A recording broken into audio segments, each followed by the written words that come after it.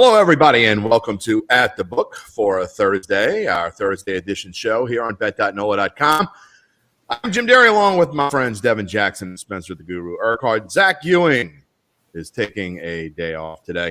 The big news of the day, obviously, guys, and before we get to that, I don't want to forget our sponsors here. Our show today is being presented to you by Tulane Doctors. We thank them for sponsoring our show. And, of course, our regular partner, Caesars Sportsbook. A reminder that you can bet up to $1,100 and get it insured using the code NOLA, CZR. Your first bet, anything up to $1,100 is insured. You can go bet one of our best bets tonight. We've been hot. Follow us. Suns -2 over the Mavs is our best bet today by Spencer. We are trying to win our best bet for the 5th day in a row, trying to stay hot. We even hit our big parlay. We'll get more into that when we talk about the NBA. But obviously, the big news, guys, today is the Saints' schedule has been leaked out. It always gets leaked out before the big show. And so we'll talk about that. And, I don't know what you guys think. Devin, you put the first half up there. But the NFL did not do the Saints any favors at all when I look at this. And I'm going to tell you why. If the Saints don't start out hot, they're in a world of hurt, in my opinion. They bunched most of these home games in the first half of the schedule with the London game. The bye week doesn't come until very late in the season. We're talking 10 days before Christmas before they get their bye week. No favors whatsoever. I'm not a conspiracy theorist. I hate that talk. The NFL hates the Saints. The NFL doesn't hate the Saints. I'm sure this is how it's spit it out. But, guys, when you look at this schedule, what is the first thing that comes to mind? Devin, we'll start with you. Yeah, right off the bat, they got 3 straight divisional games. So they're going to have to start off pretty good this season to have a chance to win a division. And it starts in weeks 1 and 2 against the Falcons and Bucks. You have to, find a way to win, if not won both of those games, especially against Tampa Bay.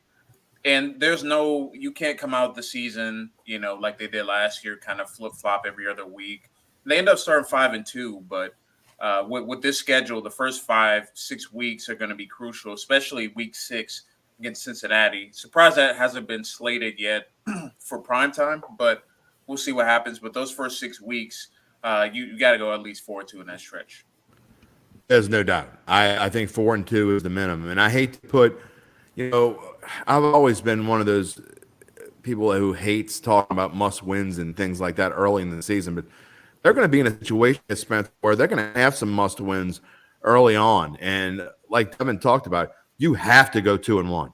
There's no question. And, I mean, obviously, you want to beat the Bucs. That's going to be the toughest one, starting on the road at Atlanta and then getting the Bucs and Panthers. Then going to London from Minnesota, who's going to be, I think, much tougher this season. That you have to start 2-1 going to London at the minimum. Yeah, I agree, Jim, because you want to be in the division race, early. Like, you don't want to get in a hole there. And if they start off 1-2 there, which I feel like that's the minimum that I don't see, but even if that, though, that's still below par. You want to be at least 2-1, hopefully 3-0. That'd be great. But I would say more realistically 2-1 being against those divisional opponents. Typically, the way the Saints schedule is shook out in recent years, a lot of divisional games come late.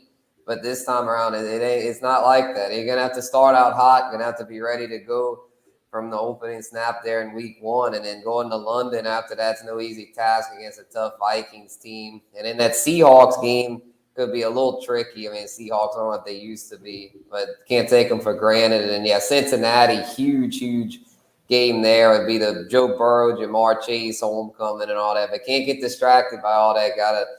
Got to take down the Bengals because that's going in, and it's a short week at Arizona right after that. So and then the Raiders, that's another thing. The Raiders is the 17th opponent, like that 5th AFC team you got to play. They're no easy team, but with Devontae Adams there now, and then Baltimore on Monday night. So, yeah, this is a really tough schedule, but I think the Saints team's built for it. They're having an elite defense and an offense that should be much improved from last year. At the Book, being sponsored by Tulane Doctors. We thank them for that. Going back to Devin, if you could put the first half back up, here's another thing that I just don't like. And it seems like this has happened more often than not with the Saints as the past few years. And 4 out of 5 game stretch at home is great. But now you're being forced into a situation where you're going to have to, and it's okay. I mean, but it's not balanced. This is not a balanced schedule. You got 4 out of 5 at home from weeks 5 through 9, which again is great. You go on the road sandwiched in there on a short week. That's kind of weird. And it's at Arizona. But then when you go to the second half and look at the second half, this is just, to me, brutal. I mean, you talk about a week 12 through week 17 stretch of you're home once from from Thanksgiving until after Christmas, until New Year's, really. After New Year's. From Thanksgiving until after New Year's, you're home once, and it's against Atlanta. And that stretch of road games is not against patsies. You're talking about San Francisco, who certainly is going to be in the running for winning the NFC West. Tampa Bay, obviously, we know what Tampa Bay is. You get a bye week, which is super late. You hope you can make it to that week before anything bad happens. Then you get to stay home and play Atlanta, which is great. Then you go back on the road. You play at Cleveland. Deshaun Watson. I think Cleveland, to me, could be the favorite to win that division. I know people will scoff at that, but I think they very well could be. And then at Philadelphia in the NFC East, it's going to be a grab and on New Year's Day. So this is just, we thank our friend Jerry for writing in and saying he likes this schedule. I don't. I mean, I don't think obviously you're going to play the teams you're going to play. It's set on who you play and where you play them. But I don't think that this could have I don't think this schedule could have been put together any worse than it's been put together. Well, I mean, you look at the stretch of games from pretty much week 6 until week 17. I mean, there's not a game there that the Saints can walk in and say they're 100% favorites. I mean, maybe Pittsburgh. We'll see who's starting quarterback for them. But, I mean, you look at Cincy, Arizona, Raiders, Ravens. I mean, those are all playoff teams from last year. Yeah. And then you look at the second half, doesn't get much better. I mean, Steelers made the playoffs, the Rams, Super Bowl champions, 49ers. We know how good they were. They just beat out the Saints again in the playoffs. And then the Bucks.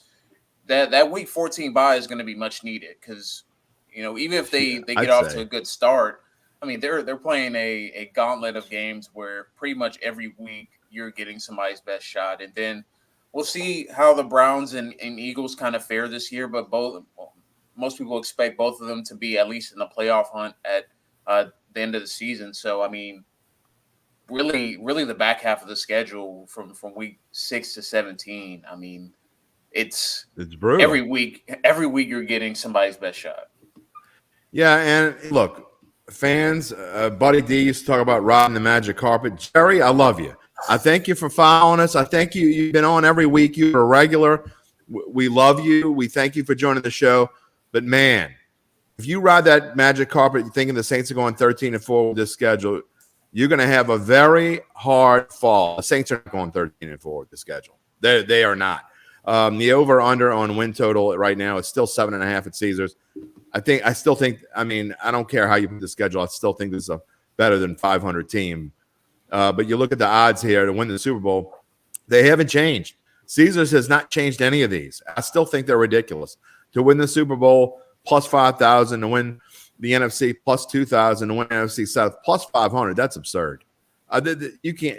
They can play this schedule out 5 times. The Saints are going to win at least once. They're going to win the NFC South. I'm not sure what Tampa Bay's got to bring because to me, they're the only other threat to this Saints team in the division is the Tampa Bay Buccaneers. Obviously, they're the favorites.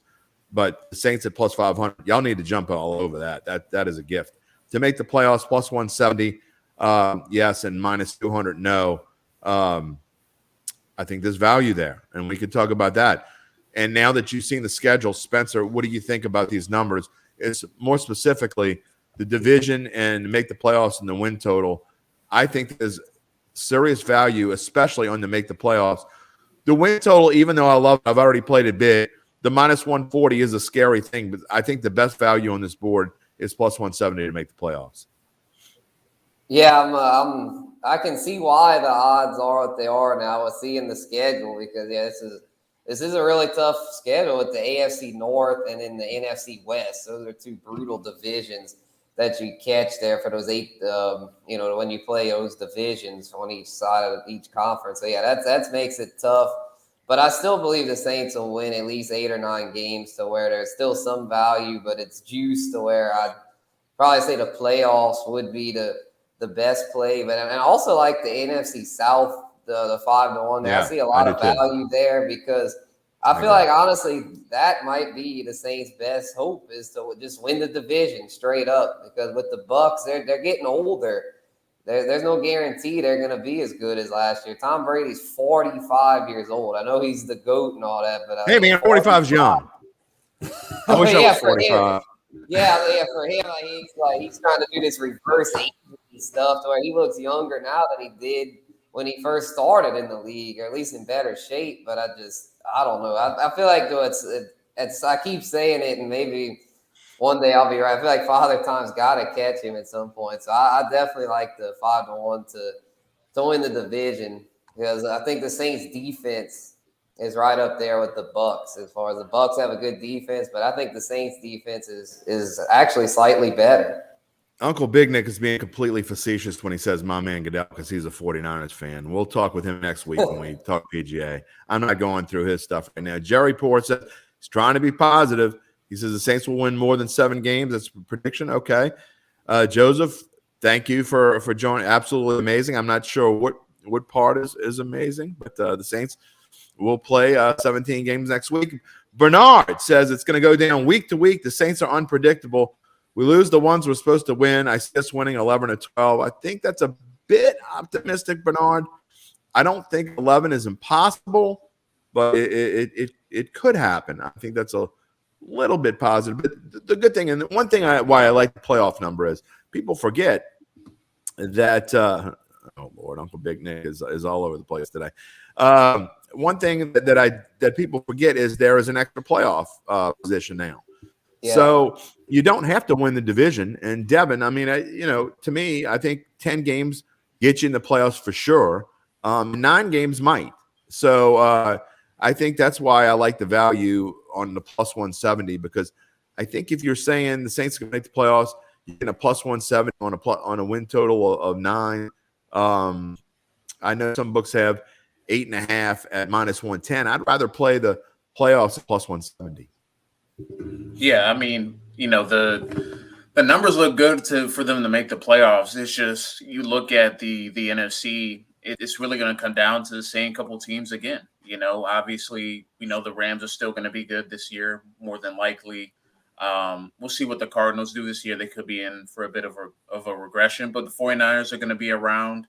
And then you look at the other divisions, the Cowboys and Eagles could possibly each be taking a playoff spot if things go well for both of those clubs. And then the Vikings or Green Bay Packers are 2 teams to look at in NFC North. So for the Saints, it's really going to come down to how many wins can you get outside the division? Because I think they'll be fine in division. And, just based off of some, just looking at, these couple teams in the division, I mean, the Saints should win, not all, most of their games, with the exception of Tampa. But it's going to come down to, can they beat teams like Baltimore on a Monday night, or are they going to be able to beat the Steelers, or, kind of those mid-tier teams that aren't quite elite? I think that's going to be really their whether or not they can make that playoff push. They have to beat the teams they're supposed to beat, or that they're better than. They can't have a Giants game like last year, or they can't have a Titans game or the games they lost last year. They have to win those close games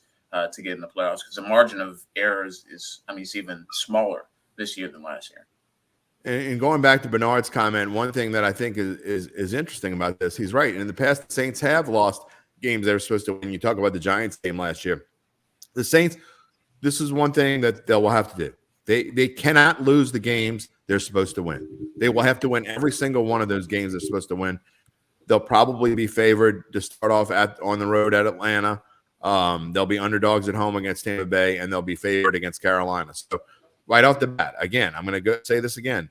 They'll be favored slightly right now. If we've already posted earlier a couple weeks ago that the Saints were 1-point favorites against Minnesota in London. That I think by the time they play that game, I think there's a good chance that may change.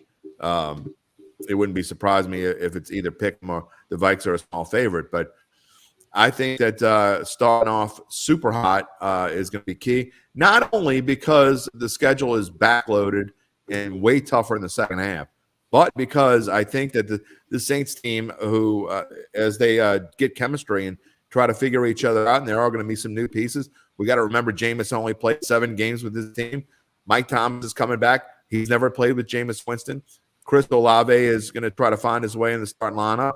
We don't know what the run back situation is going to be. They're going to have to find chemistry, and they're going to have to start off hot, figuring out how to do that. And, Spencer, when you start off hot, it breeds confidence. Yeah, exactly. I think the goal would be hopefully 5-1 after 6, but at the worst 4-2. You don't want to be 500 or below, because then you're just treading water, and in your season every week it feels like, if we lose, the season's over. So yeah, you definitely don't want to be in that territory. Start off hot, and then down the stretch, once they've got the chemistry down, that's when you got to steal a couple of those when you're underdog. Which they were good at last year. The Saints as dogs were amazing. So hopefully they can carry that underdog mentality into this season. And yeah, looking at it here, maybe that Rams game at home, at the 49ers, take one of those two. We seem to do well against Tampa Bay on the road, and that's in prime time. Hopefully rattle Brady's cage again. And then one of those at Cleveland and at Philly, need to win one of those two as well if you want to show you're a serious playoff contender. Yeah, and one more time, put that second half back up there, because I think it's interesting, Devin, that we're going to move on in just a minute. But Jeff Duncan talks about his pivotal points of the schedule tomorrow in Datitude. Rod Walker is going to come on. He's made his predictions for all 17 games. He's going to talk about that on Datitude tomorrow morning on the podcast. You can find that anywhere you find your podcast. And also we'll have snippets on Facebook as well on our NOLA.com Facebook page, and the same place you found this at the book show. But the big stretch for me, Spencer kind of touched on it, week 11 through week 17. Los Angeles Rams, San Francisco 49ers, Tampa Bay Buccaneers. That specifically is the toughest part of this schedule, without question. 11 through 13, Rams at home after you come back home from Pittsburgh game that you have to win. It's Thanksgiving, always weird during Thanksgiving. You're going to have to find a way to win at least one of those 3 games, Rams, 49ers, and Bucs. We'll see what the Saints' record is by then, but hence you got to have confidence before you go into that. Yep, 100%. Yeah, it'll be very interesting to see what they can do here in that stretch, because I feel like you got to win at least one, hopefully 2 of those 3, because those are all big dogs in the NFC, and if you can hang and not only beat those teams to show that you're right up there, then hey, there's a chance this team could go very far come playoff time. Playing on Christmas Eve, playing on New Year's Day. It's just that time. You get that every 5 years or so when the calendar happens in a weird way, and that is definitely the Saints. Uncle Big Nick, we're just going to – I don't know why I'm giving you love today or even giving you any attention at all, but Brady can't beat the Saints, no problem in that one. He's being facetious, but hey, Brady has only won one of the last 5 matchups against this team. And to me, this defense is better than it was before, and it was pretty darn good before. So we'll see what happens with that. Speaking of the Bucs, they have to play Kansas City in that extra game. So I find that interesting. So we'll be big Chiefs fans when that game comes down. I know that is a nationally televised game when Brady meets the Chiefs. So look, Tampa Bay's schedule is tougher than the Saints. So that's one thing the Saints obviously have going for them. It'll be interesting to see. You talk about the Super Bowl odds. Devin, when you look at these numbers, they haven't really changed a whole lot. Again, the schedule is just leaking out. It's not even out officially yet. It comes out tonight, I think, on the NFL Network and maybe ESPN as well. We may learn right now the Saints only have 3 primetime games. Maybe they'll have a 4th if they get a Sunday night game.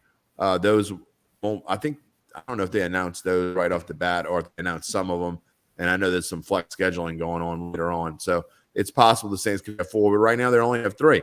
Hence their 7.5 expected win total. But on the Super Bowl odds list, and the Saints, we talked about them, they're plus 5,000. But who do you see on this list that maybe is a bargain to you? Yeah, I don't really see any bargains at the top because I feel like those are the usual suspects: Bills, Bucks, and Chiefs. I mean, the Rams have some value. They just came off a Super Bowl win at plus 1,200. I actually kind of like those odds, and surprised they're not any higher because it's not like they didn't get any better and go out and get some more guys because they added Allen Robinson. They're still trying to add back Odell Beckham, so they're still going to have weapons to be a threat. You know, they added to the defense as well. But I would say the Rams, and then,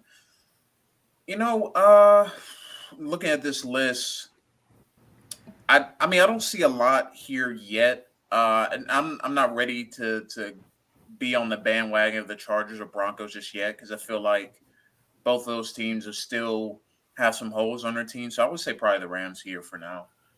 Spencer, I think there are a couple bargains, and one of them's not even mentioned here because Zach put these slots together, and he's like the expert who fades the Titans. I think the Titans, 22-1 right now, I think is an outstanding value.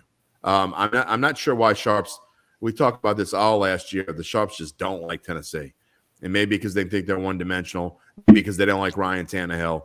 I think both of those things are overrated. The Titans, we've seen them get hot at the end of a season and make a run. But the values that are on this list, to me, I like the 49ers at 15-1. And, people joke about the Cowboys every year, but I think the Cowboys are going to be really good this year. I think there's great value there. And I am very interested in seeing how the Colts start. I have not seen their schedule yet. But to me, going into last year, if they didn't have such a brutal start to the schedule, they had the most brutal first half of a schedule as anyone last year. Hence why they got hot later in the year. So to me, on this list, Colts, Niners. I know you like the Chargers, but Colts, Niners, and Cowboys, and then I like the Titans at 22-1. For sure. Yeah, there could be some value with those AFC South teams being in there, kind of long odds, but whoever wins the division there should be a pretty good seed and could maybe make a run because they can both run the ball and play defense. And so, yeah, those teams are definitely some values there. I'm with you on the 49ers there at 15-1, but not with the Cowboys. I'm not buying the Cowboys at all. I'm thinking the Eagles jump them this year and take the division. I don't even think the Cowboys make the playoffs. I just don't really trust Dak Prescott. Wow. Maybe he'll prove me You wrong. can bet that. I don't know. I tell you what, though, the Packers at 11-1 isn't bad because I know their receiving core looks bad right now without, with Devontae going, but there's been some rumors that they might still be in play for another weapon. If they can add another weapon there to help out Aaron Rodgers, then they might be a decent value right now. They're at 11-1. I like when we have dissent because it's something to talk about, and I completely disagree with you and the Packers. I think the Packers are a mess. I think that the morale is low there. I think they overachieved last year. I think Devontae Adams leaving the Packers, even though Aaron Rodgers stayed, tells me a whole lot about that team. I think their O-line is a mess. I think that the Vikings are going to be better than them this year. I think the Bears are actually going to make a step forward. I don't think they're going to win the division, but I think the Bears are going to be better. I think that division is going to be a lot tougher than it usually is. I think Detroit, and don't laugh, I love the Detroit over-under win total. I think it's 6.5 right now. Detroit, I'm not with you on that. I think the Bears are horrible, but Detroit, I think, could be a potential. I think the Lions are going to be a surprise team. Games or something. Yeah, I'm with you on the Lions. Yeah, I agree. Bears look rough, but Lions, yeah.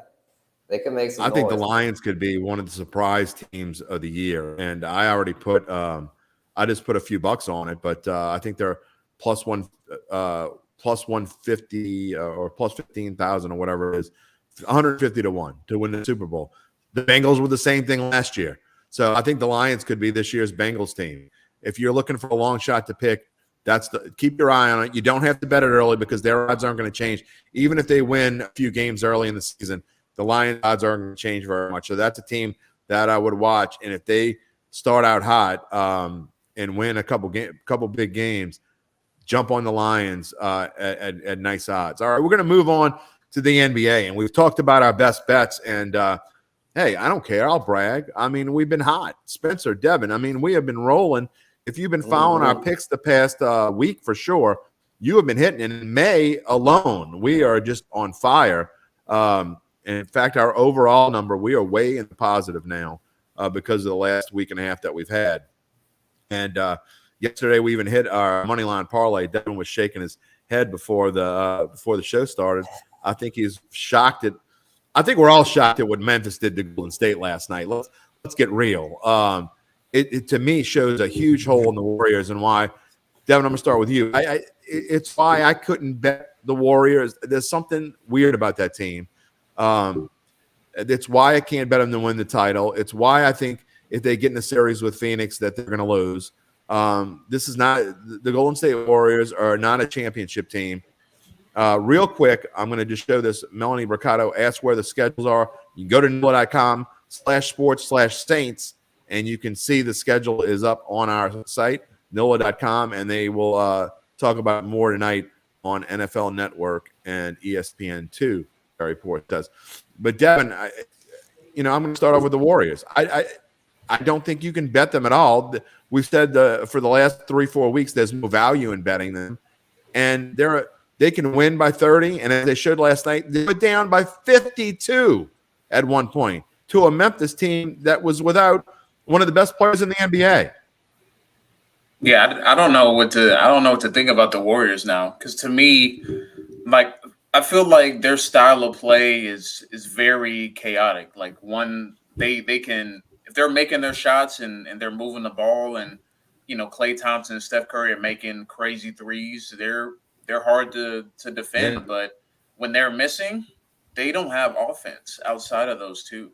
It was just shown, on national TV last night. I like Jordan Poole, but he is for sure, the third scorer on that team. And when they're not hitting perimeter shots, I mean, they're turning the ball over at a crazy pace. Like, it's. I agree. I agree wholeheartedly. I don't know if Devin froze up there. I'm going to show again. I hate to jump around, but we have a question from a watcher reader. Justin LaGrange asked if you had to pick a road game to go to. Again, we're going to go right back to the NBA, but I want to answer the reader's questions. If you had to pick a road game, Spence, not including the London game, what game would you pick to go to? Oh, man, that's tough. I would probably say the 49ers is on. Oh, okay.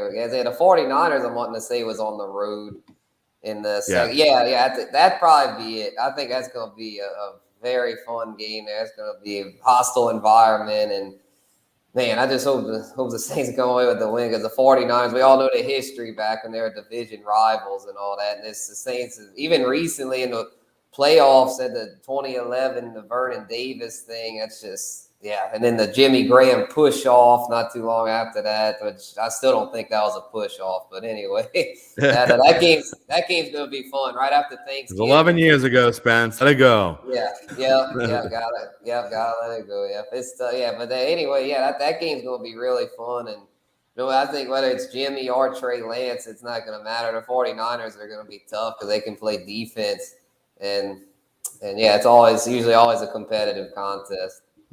Well, Justin, I'm going to say if it weren't being played on Christmas Eve, I do not want to spend Christmas in Cleveland. Okay. So under normal circumstances, I would say go and check out the Dog Pound would be pretty darn cool. And that would be my number one pick. But again, I ain't spending Christmas in Cleveland. Sorry, Cleveland. But remember what Sam White said way back when. I'd probably pick San Francisco on this list, or I think going to Pittsburgh or going to Tampa Bay if you haven't been there. Both pretty cool settings to move on. All right, let's get back to the NBA. And Tehran says he doesn't think Phoenix is that good either. The West is wide open. I completely disagree. I think Phoenix is the best team in the NBA. You could make an argument that the Bucks Celtics winner is going to have an excellent chance to win. I don't think Miami has that much of a chance. But you look at tonight's games, and an interesting matchup here. Our play of the night I'm going to go ahead and give it away. Why not? You've come this far with us. Spencer wrote the best bets today. I think we're all in agreement. Devin, you can tell me if I'm wrong, but Suns -2 over the Mavericks. I think that Phoenix closes it out tonight. Again, we've talked about Phoenix's success against Dallas over the past couple seasons. They had won 9 in a row against them before they went to Dallas and lost 2 straight. I think this game at Dallas can be a little bit different tonight. I will say this. I think that the officials are going to be like they were back in Game 4, and they're going to try to get to – I don't throw out the conspiracy theories, but I think that the NBA desperately wants this series to go to 7 games, and so the Mavericks are going to get all the calls. It's the only thing that scares me, but I think the Suns are that much better than the Mavericks. Yeah, I think the Suns, I think they're going to close it out tonight. I mean, they – just like against the Pelicans, they ended up 2-2 after Game 4, and people were doubting if they were gonna, go ahead and still win the series. But I think they close it out tonight. They understand the importance of closing out, teams that they're better than. Some of the I think which is probably going to be the reason the Warriors end up losing to the Suns next round is when you have a chance to put away a team, you have to do it. Because a young team like Memphis, they're just going to continue to grow confidence the longer the series goes on. So I think for the Suns, they understand how important it is. I think Chris Paul has a signature night. Devin Booker comes ready to play. And I think they beat them up on the boards, and I think they win pretty convincingly, even though Luka probably has a big night. Chris Paul has to be careful because if it's anything like Game 4, the refs are going to be out there, and he tries that little – the shortstop thing to get the guy to run over him and call, it's going to be called the other way. Any kind of little ticky-tack thing, they're going to call it on Chris Paul. I agree he's going to have a good night. I think he's smart enough to realize he may be the smartest player in the NBA, to be honest. I mean, he knows how to get calls and make things happen. I think he'll realize what he's in for tonight.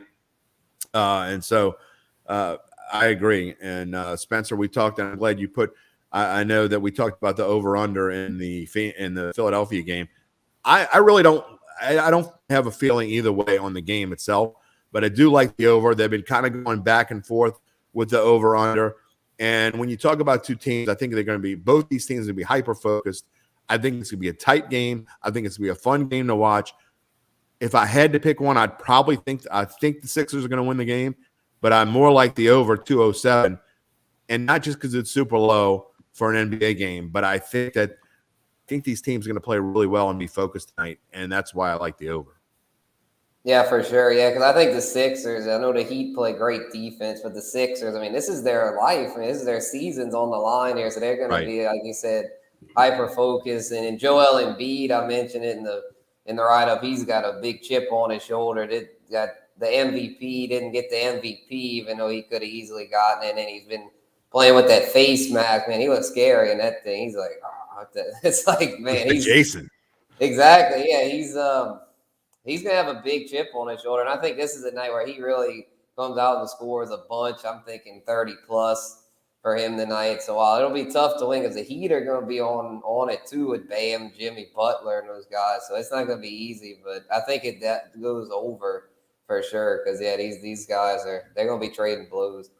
Well, we'll see who Zach picks tomorrow night, but I think Memphis is going to play well again tomorrow night. I don't necessarily think they're going to win, but I think they're going to play a tight game. I have not seen that line, but because I haven't looked, but I'm guessing it's about 6. Have either one of you seen the line for tomorrow night? No, yeah, I can check real quick though. But okay, yeah, here's the series odds in the. Yeah, and if you look at the series odds, I don't know if there's value in the Mavericks at 550. I'll be honest. I mean, the Grizzlies at 800. I'm sorry. The Grizzlies are 8-point dogs tomorrow. 8-point dogs. Well, I definitely like the 8 points there. I'll have to check it out, and we'll make our picks tomorrow. I think Zach's going to make the picks tomorrow, so we'll see how that goes and what he decides to pick. Zach is all over the Celtics. He thinks that they still could come back. I'm not.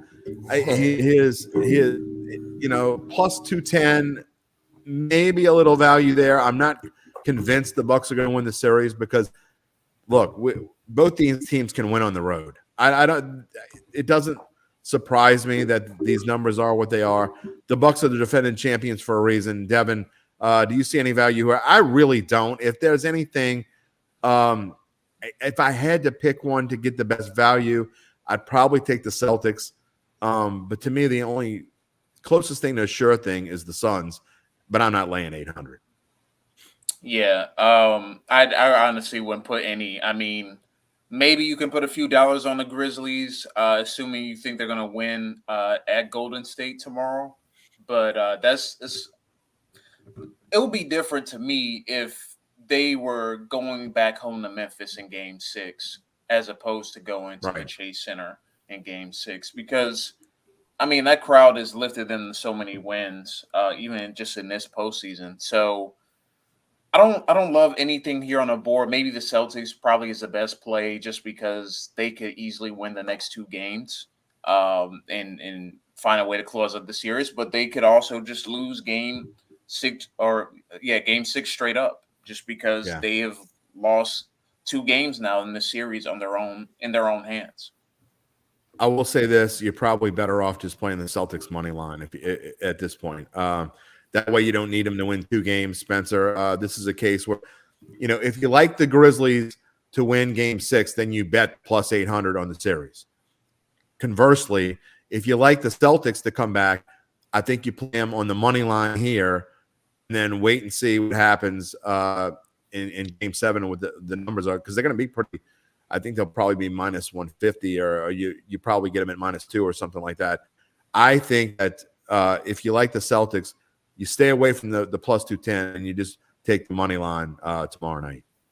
Yeah, I definitely would play the Celtics here if I had to pick. I just don't see Memphis going to Golden State and being able to carry that momentum over. I really don't. I see Golden State bouncing back and putting that series away. They're a different team at home. I don't think they're going to be able to beat Phoenix because they're the lower seed. If they were the higher seed, I'd probably think they could still do it because they're just so dominant in their house. But Memphis is a good story, but I think it comes to an end with Boston, though. Boston, I still think gets it done in 7. So, Zach, if you're listening, there's still hope for your Celtics.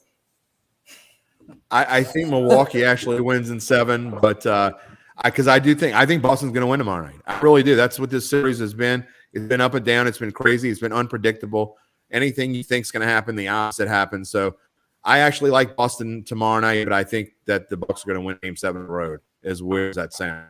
And we quickly look at our NBA title odds because we only got about 7 minutes in the show. We still got to talk about football. Justin LaGrange, I'm going to get to your question in just a minute, but we want to talk NBA title odds real quick. About 30 seconds each, guys. Any value on this board to me? I've already got the Suns, Bucks, and Grizz, and I certainly wouldn't play the Grizz now. To me, if you're looking for straight value and only value, and because you want to win a little money, I think maybe the Celtics at plus 1,000. Maybe I'm not going to play it, but I actually think the Sixers at plus 3,500.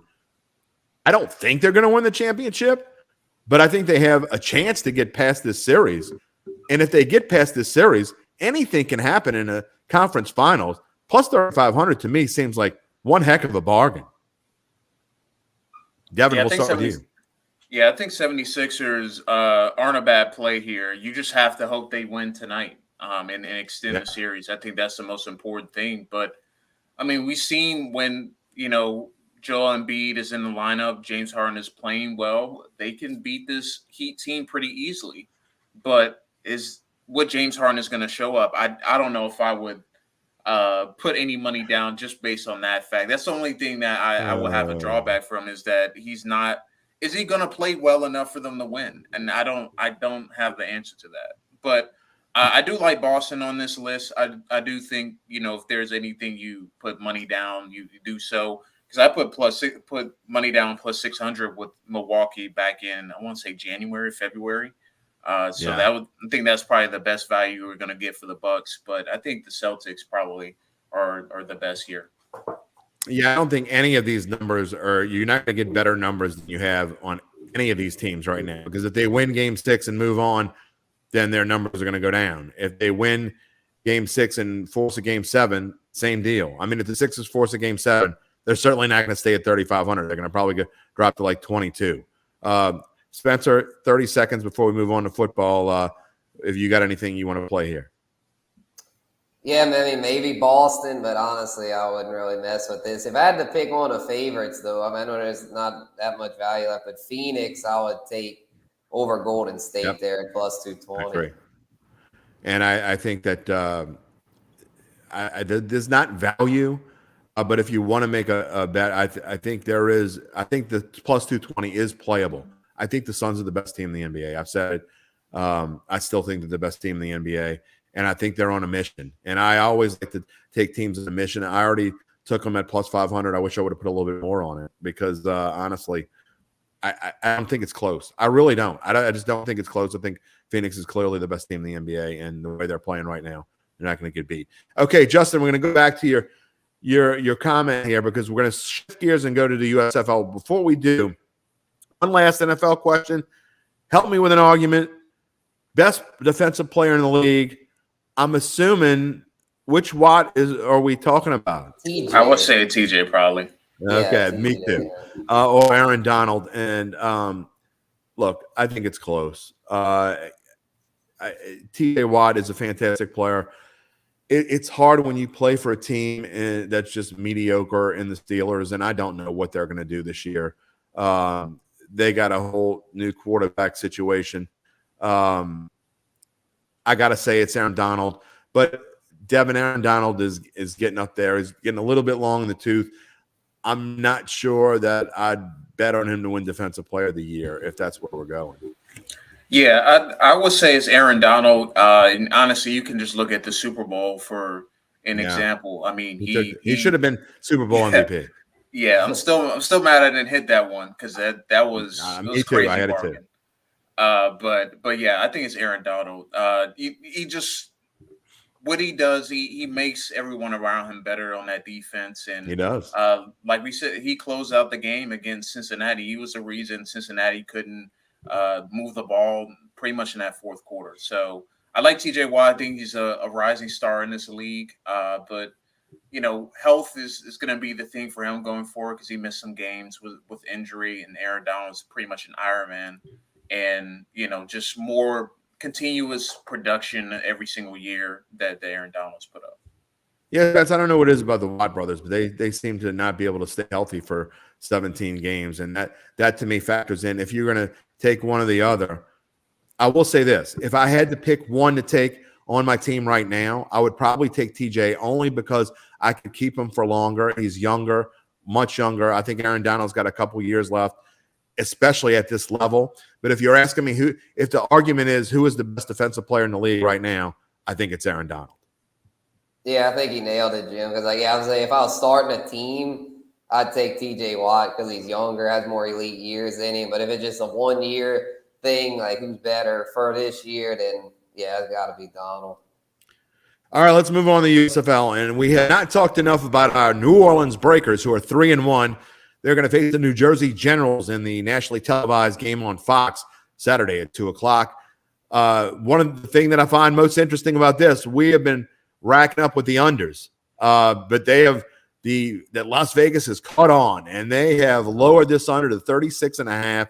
Breakers hit the under again last week. It was 39.5 at game time. It went from 41 to 39.5, and they still hit the under by a half a point. Have not gone through this game well enough.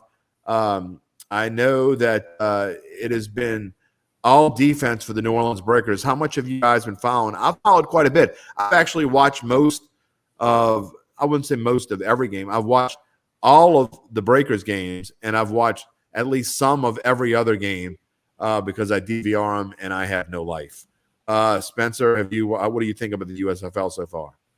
I actually finally got to catch a Breakers game this past weekend, and it was all right. It was a little sloppy. Sloter throwing the 3 picks, but he redeemed himself late, and they came back. And yeah, it was not the best, but it was, it was football. It was football, so I wasn't hating on it. It's hopefully the Breakers can make a run because I think once they get more chemistry and get into the later part of the season, the product on field should pick up.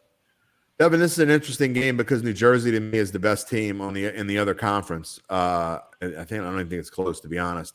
Kyle Sloter is the best quarterback in this league, but it goes to show I think quarterbacks and kickers are way behind NFL talent. I think the offensive lines are way behind NFL talent. But really, if you look at the other positions, especially at the skill spots and wide receivers specifically, there are tons of wide receivers in this USFL that I think can play in the NFL, which makes the league interesting.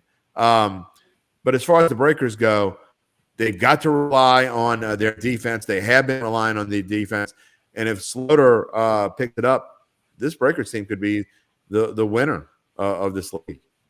Yeah, I wrote an article earlier this week kind of recapping through them through 4 games. And what I found interesting was they have the leading rusher, passer, and receiver so far in the USFL. So they clearly, have an emphasis on the offensive side of the ball, but their defense is really good too. So I think for them, they had to continue to air it out, but that will be how much time can they give Sloter, because he seems at least miles ahead of the other quarterbacks in the league so far. And coming in, people thought maybe Jordan Ta'amu or some of those other guys might be a little bit better, but he's been the best so far. And honestly, I kind of like been awful.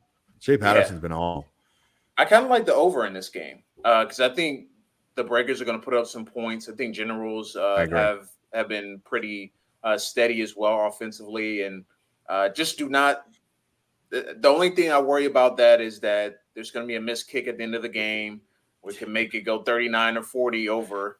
And special teams has been rough. That's probably been the roughest part of the USFL so far. I will say this, and I think we talk about overreaction all the time, and I think that Vegas is overreacted here. I like the over as well. I think they're overreacting to what they've seen so far.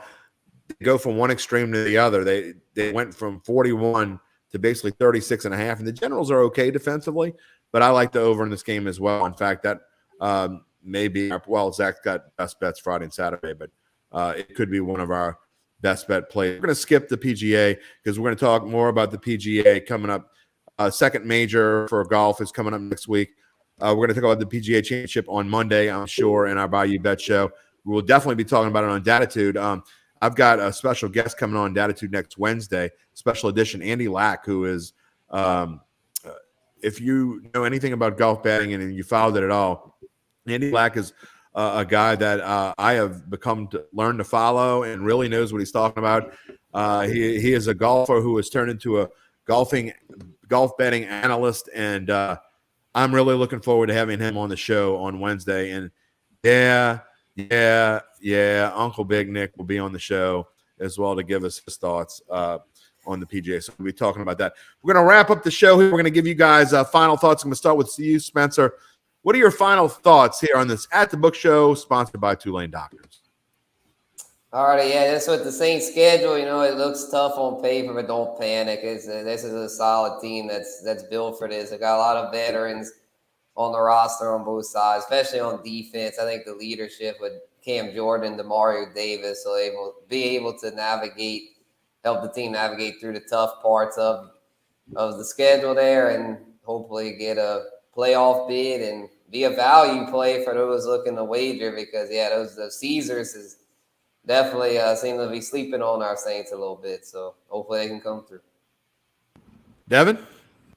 Speaking of Caesars, they just released the week 1 line for the Falcons and Saints, and looks like the Saints are 3-point favorites early on in this one. Over under set at 42, and Saints are minus 170 on the money line. So thought I'd mention that here as we close up the show.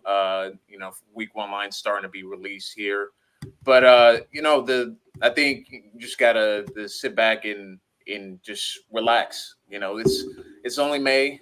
We still got a couple months out to the NFL season, so I wouldn't be too upset about the schedule, because I also saw that the Saints, I think, have the 6th hardest schedule by win percentage in NFL this year. So it's going to be tough, but I mean, they don't have the toughest yet. We'll see what happens, but still plenty of time to go before the season. I wouldn't panic too much yet.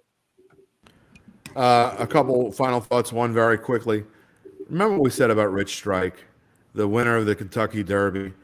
We wouldn't be surprised if he didn't run in one of the next big races. Well, guess what? He's already been listed as out. Why is that? let's do some investigating into Rich Strike.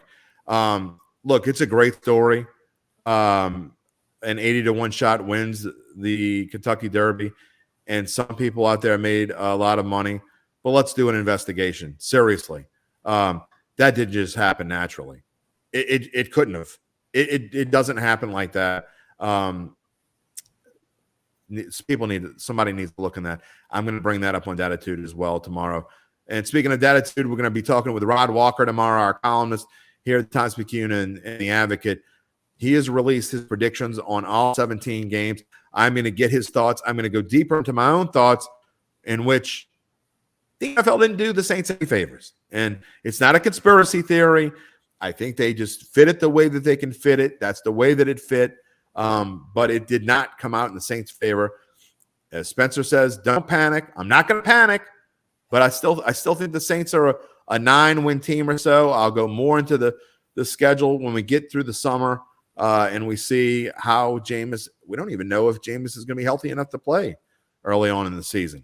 So that's going to be a big story, which makes the signing of Andy Dalton that much more important. And we'll talk more about that in Datitude. But it's been a great show here, guys. I think we've done we've talked about the schedule a lot. We're going to be talking about it more as we go forward. Mini camps coming up, workouts coming up, and the good news for everyone is Zach Ewing will be back on Monday. So make sure you join us then. We want to thank Tulane Doctors. We want to thank Caesars Sportsbook for sponsoring our show. We will see you on Monday. I'll see you tomorrow on Datitude. You've been watching At the Book. Devin Jackson, Spencer, the Guru Urquhart. I'm Jim Derry. So long, everybody.